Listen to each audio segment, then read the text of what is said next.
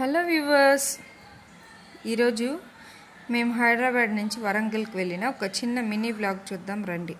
మేమైతే పోచారం నుంచి వరంగల్కి స్టార్ట్ అయ్యాము. మాకు 2 hours 5 minutes పట్టింది.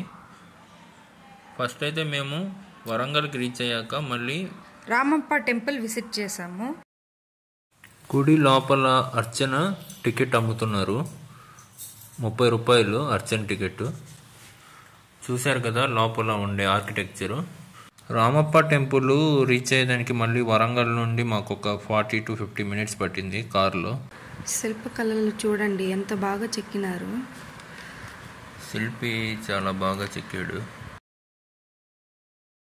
పైన చూడండి ఇక్కడ బొమ్మలు.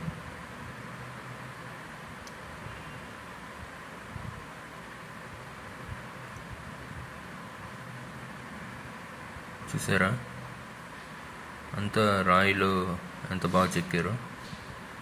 ఇది చూస్తుంటే నాకు ఆదిపురుషులో సాంగ్ గుర్తొస్తుంది, శివోహం సాంగ్లో. శివుని ఎదురుగా నందికి సపరేట్గా ఒక గుడి లాగా కట్టారు. నెక్స్ట్ వచ్చేసి కిల్లావరం ఫోర్ట్. ఇక్కడ యుద్ధం జరిగినప్పుడు అన్నీ ధ్వంసం అయిపోయాయి. అంటే అక్కడ చూసారు కదా ద్వారబంధరాలు, మనకి తెలంగాణ సింబల్ ఉంది చూడండి ఆడ. ఫోర్ట్ స్థితి బాగాలేకపోయినా కూడా వినాయకుడు శివలింగం అలానే ఉంది. ఇలా డ్యామేజ్ అయిపోయి ఉన్నాయి చాలా వరకు ఫోర్ట్లో.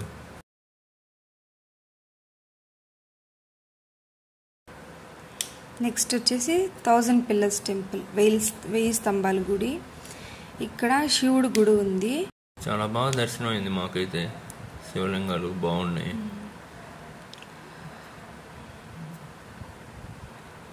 ఇది 1000 స్తంభాల గుడి అవుట్ సైడ్ చూడండి. ఇది గుడి, శివుడు ఉండేది లోపల. మండపం ముందు నంది ఎదురుగా శివాలయం ఉంది. చాలా బాగుంది.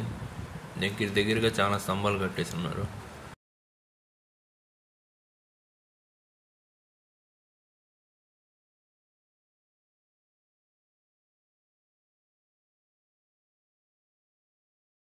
ఇది వచ్చి భద్రకాళి టెంపుల్, స్వర్ణగిరి టెంపుల్.